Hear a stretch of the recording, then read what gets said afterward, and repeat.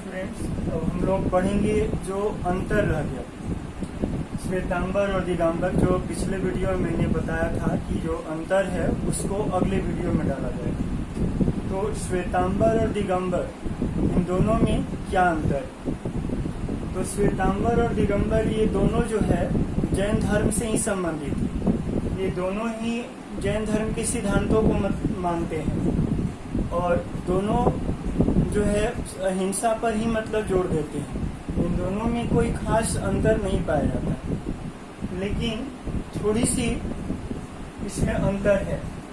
श्वेतांबर जो है वो श्वेत वस्त्र को धारण करते थे। श्वेतांबर श्वेत वस्त्र को धारण करते थे, यानी श्वेत वस्त्र धारण करने वाले को श्वेतांबर के नाम से जाना गया, यानी ये वस्त्र पहनते थे। और दिगंबर जो थे ये वस्त्र धारण नहीं करते थे, यानी कि ये लोग नग्न रहते थे, ये वस्त्र नहीं पहनते थे।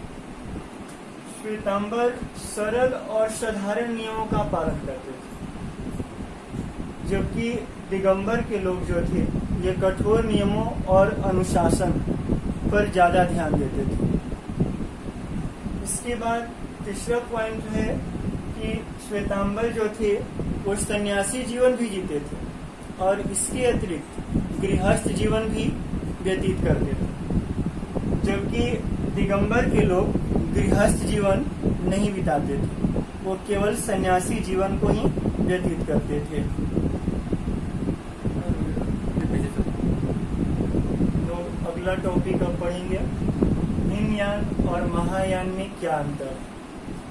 तो हीनयान और महायान ये दोनों बौद्ध धर्म से संबंधित है। बौद्ध धर्म कनिष्क के शासन काल में जब चौथी बौद्ध संगति हुई थी, तो उस समय ही बौद्ध धर्म दो भागों में बट गया, एक हीनयान और एक महायान। इन दोनों में क्या अंतर है? हीनयान जो थे वो मूर्ति पूजा, बुद्ध की प्रार्थना और कर्मकांड इत्यादि को नहीं मानते थे हीनयान के लोग। और महायान में मूर्ति पूजा, बुद्ध की प्रार्थना और कर्मकांड इनको बढ़ावा दिया गया था। इस तरह से हम लोग पढ़े होंगे शिया और सुन्नी जो होते हैं मुस्लिम संप्रदाय में, उसी तरह से हीनयान और महायान। हीनयानी महात्मा बुद्ध को महापुरुष के रूप में स्वीकार करते थे, इनको भगवान नहीं मानते थे। इनको महात्मा बुद्ध को हीनयान के लोग एक महापुरुष के रूप में स्वीकार करते थे, जबकि महायानी जो थे ये भगवान बुद्ध को सर्वशक्तिमान या सर्वशक्तिशाली देवता के रूप में पूजते थे। महायान का कथन था कि भगवान बुद्ध एक देवता के रूप में।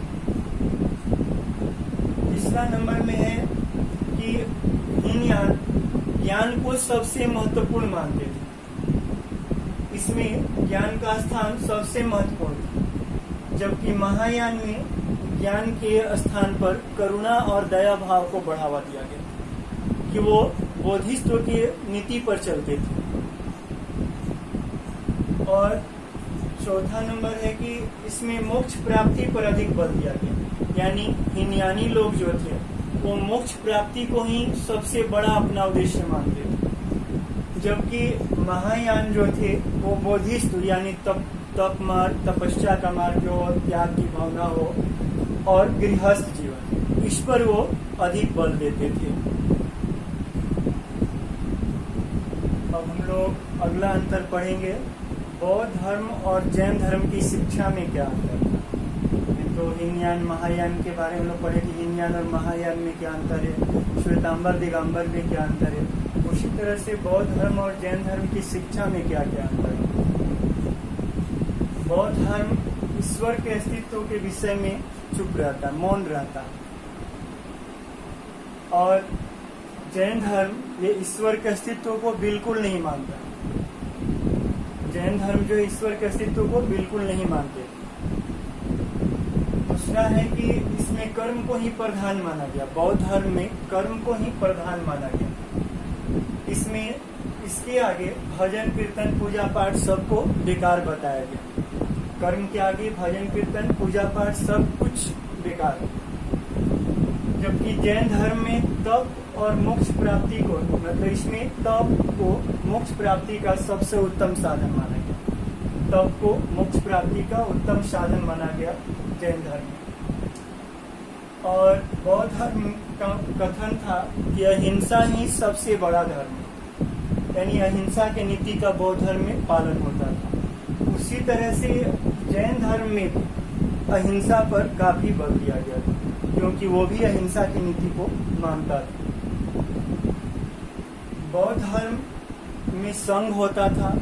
संघ के सदस्य जो होते थे वो धर्म का प्रचार किया करते थे, जबकि जैन धर्म में कोई संघ नहीं होता था, लेकिन धर्म प्रचारक होते थे जो अपने धर्म का प्रचार करते थे। और बौद्ध धर्म में मोक्ष प्राप्ति के लिए अच्छे कर्म और पवित्र जीवन पर बल दिया जाता है, जबकि जैन धर्म में मोक्ष प्राप्ति के लिए त्रिरत्न को ही सबसे मुख्य आधार माना गया था कि त्रिरत्न, यानी त्रिरत्न के आधार पर चलकर ही मोक्ष की प्राप्ति हो सकती है।